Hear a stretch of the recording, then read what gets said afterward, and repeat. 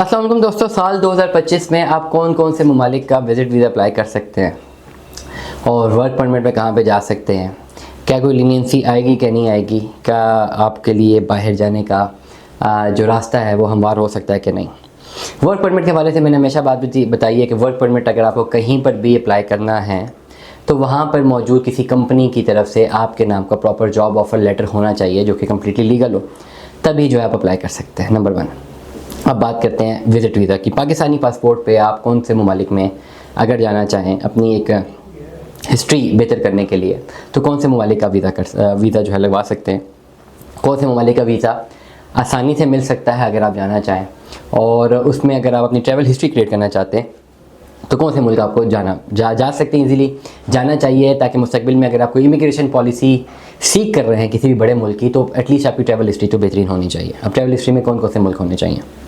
Pakistani passport पे आपको बहुत आसानी से सऊदीया का वीज़ा मिलता है। आपका इस वक्त तो आज़ाद वीज़े मिल रहे हैं, ई वीज़े मिल रहे हैं, आपको एक सऊदीया का चक्कर लाजमी होना चाहिए। आपको पाकिस्तानी पासपोर्ट पे ईरान का वीज़ा मिल सकता है जिसमें आप ज़ियारत के लिए भी जा सकते हैं। ओवरऑल अगर आप वेस्ट पे या यूएसए में, मेरी अपनी ज़ाती राय, मैं ओवरऑल की किसी डॉक्यूमेंट को एक्सप्लेन नहीं कर रहा। अगर आप मुस्तकबिल में यूएसए का एक वीज़ा अच्छा अप्लाई करना चाहते हैं तो फिर आपको ईरान वाला टूर स्किप करना पड़ेगा, क्योंकि ओवरऑल जहाँ तक इंटरनेशनल रिलेशंस का ताल्लुक है, फ्रीक्वेंट ईरान आना जाना एक क्वेश्चन साबित कर सकता है, एक पूछा जा सकता है आपसे कि आप फ्रीक्वेंटली इतना ईरान आना जाना क्यों करते हैं। तो that could be a problem. जब मेरी डिस्कशंस होती हैं डिफरेंट लोगों से तो वहाँ पे मुझे ये एक आर्गूमेंट मिला कि भाई अगर यूएसए के लिए अप्लाई करना है इन द लॉन्गर रन तो आप फिर ईरान का जो ज़्यादातर आप बेशक ज़ियारतों के लिए अब आ जा रहे हैं, ज़्यादातर ये मूवमेंट्स मत करें। ये एक ज़ाती राय, ऑल्दो इसका कोई ख़ास डॉक्यूमेंट नहीं है जिसकी बिना पे ये बात की जा सके। लेकिन पाकिस्तानी पासपोर्ट अगर आपने ट्रैवल हिस्ट्री बनानी तो आपका सऊदीया का टूर होना चाहिए लाजमी। इस वक्त सऊदीया का आज़ाद वीज़ा अगर आप उम्रा ही परफॉर्म करके आते हैं तो 2.5 से 3 लाख रुपए तक आपका खर्चा लग सकता है। इसके अलावा अगर आप वापस आते हैं आप एक 3 टूर बहुत अच्छे कर सकते हैं। मलेशिया का टूर कर सकते हैं, मलेशिया बड़ा ज़बरदस्त जो है वहाँ पे एक टूरिज़म के लिए बड़ी अच्छी प्लेसेस हैं, आप मलेशिया में एंटर कर सकते हैं। आप थाईलैंड का एक टूर कर सकते हैं, पाकिस्तानी पासपोर्ट पे आपको इजीली उसका वीज़ा मिल जाता है। सिंगापुर का 50-50 है, सिंगापुर का विजिट वीज़ा ई वीज़ा मिलता है। आप जो है ई वीज़ा अगर कोशिश की जाए तो आपको स्टिकर वीज़ा भी, जहाँ तक मलेशिया का ताल्लुक है, मलेशिया का आपको ओवरऑल ई वीज़ा है, सिंगापुर का भी ई वीज़ा है, थाईलैंड का स्टिकर वीज़ा है। लेकिन अगर आप कुछ पेमेंट आपको एक्स्ट्रा देनी पड़ती है मलेशिया के लिए तो आप उसका स्टिकर वीज़ा भी लगवा सकते हैं। तो एक ट्रैवल हिस्ट्री तो आपकी ये होनी चाहिए कि आपका सिंगापुर, मलेशिया और ओवरऑल आपका जो सिंगापुर, मलेशिया और थाईलैंड, ये आपका एक सारा एक टूर बन सकता है कि आपका उम्र का टूर होना चाहिए। एक दुबई का विज़िट, आजकल दुबई मुख्तलिफ जगहों पे मुख्तलिफ पाकिस्तानी पासपोर्ट पे दुबई का वीज़ा मिलना मुश्किल हुआ है, लेकिन एक का टूर आपका दुबई का भी हो तो वो बेहतर बन सकता है। इसके अलावा आज़रबाईजान, बाकू, ये 3-4 दिन का डिफरेंट जो है ट्रिप्स जाते होते हैं, आप उनके साथ अटैच होकर ग्रुप में आप 3-4 दिन के टूर में जाके इसका ओवरऑल जो आपके पास खर्चा आता है वो ये है कि आपका ओवरऑल ट्रिप 2 से लेकर 2 लाख रुपए तक का है और $1000 आप कैरी करके जाते हैं। ज़्यादा खर्चा नहीं होता। 4 दिन का भी अगर ट्रिप है तो आपका हार्डली $200-300 लगता है, ज़्यादा पैसे नहीं लगते। आप ये भी एक टूर कर सकते हैं। तो ये जब आपके पास ओवरऑल ये 4-5 कैटेगरीज होती हैं तो ये आपके ये वो वीज़े हैं जो आपको आसानी से मिल सकते हैं। इसमें ज़्यादा आपको जो है केस फाइल नहीं करना। अब ये एंट्री होने के बाद आप जो है यूके का एक विजिट वीज़ा अप्लाई ज़रूर कर सकते हैं। उसके लिए आपके पास कम से कम बैंक में 20 से 25 लाख रुपए की अमाउंट होनी चाहिए। फ्रीक्वेंट ट्रैवल हो तो अच्छा है, बेहतर है ना भी हो तो प्रॉब्लम नहीं है, लेकिन आपका एक source of income properly justify होना चाहिए, आपके एक्सपेंसेस प्रॉपर्ली जस्टिफाइड होने चाहिए।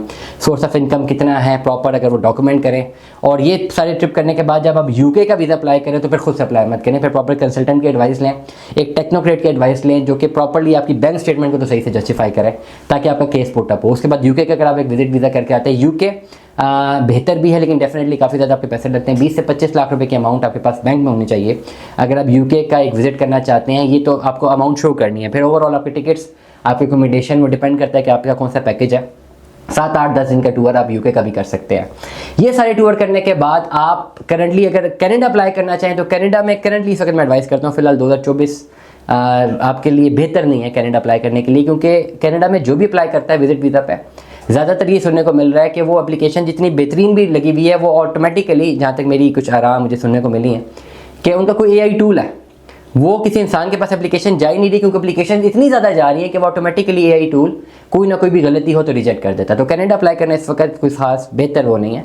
फिर इस सारी ट्रैवल हिस्ट्री पर आप यूएसए का विजिट वीज़ा अप्लाई कर सकते हैं on the basis of tourism, legal tourism. Overall USA अगर आपने विजिट करना है तो फिर डायरेक्टली अगर आपकी कोई ट्रैवल हिस्ट्री नहीं और आपके यूएसए जाना है तो मोस्ट प्रोबेबली आपका विजिट वीज़ा कैंसिल हो सकता है, आपको इंटरव्यू में रिजेक्शन मिल सकती है, क्योंकि ऑलरेडी इतने ज़्यादा लोग वहाँ पे अप्लाई कर रहे हैं, बहुत सारे लोग गए हैं वापस नहीं है। और अगर आपकी ट्रैवल हिस्ट्री भी नहीं है, अकाउंट में इतने पैसे भी नहीं है, और आप कहें कि मैं एज अ टूरिस्ट यूएसए जाना चाहता हूँ, इनिशियली जो पाकिस्तानी पासपोर्ट पे जो बहुत सारी ऐसी जगहें हैं वर्थ सीइंग, जाओ आप जिनमें आप जा सकते हैं, आपने वो विजिट नहीं की हुई, तो आपका यूएसए का ओवरऑल जो इंटरव्यू है मेरी ज़ाती राय में कमज़ोर पड़ सकता है। तो आपके सारे 6-7 कंट्रीज़ के टूर्स होने चाहिए, स्ट्रॉन्ग होने चाहिए। आपकी with in your country initial आपकी प्रॉपर्टी टाइप्स बड़ी बेहतरीन होनी चाहिए, आपके नाम पे प्रॉपर्टीज़ हों जो आपके नाम पे रहे। आपकी बैंक स्टेटमेंट बड़ी ज़बरदस्त होनी चाहिए, 6 महीने साल की। सोर्स ऑफ इनकम बड़ा अच्छा तकड़ा होना चाहिए, और ये बड़ा क्लियर होना चाहिए कि आपका ब्रेड एंड बटर पाकिस्तान में ही है, यहीं से आप बहुत अच्छा पैसा बना रहे हैं, अर्न कर रहे हैं, और यहीं पर अगर आप यूएसए के विजिट पे भी जाते हैं तो यहीं पर आपको वापस आना है। You are not planning to slip in the USA. उस बेसिस पे आपका जो इंटरव्यू क्लियर होता है। अदरवाइज आप इंटरव्यू में अगर थोड़ी सी भी गलती करते हैं और थोड़ा सा भी लूप होल आपने रखा होता है अपने पूरे के पूरे ओवरऑल जो इस पूरी अपनी पूरी प्रोफाइल में, तो वहाँ पर आपका वीज़ा फ़ौरन रिजेक्ट हो सकता है। दुआ में याद रखिएगा, अपना बहुत सारा ख्याल रखिएगा। Stay tuned. अल्लाह हाफ़िज़।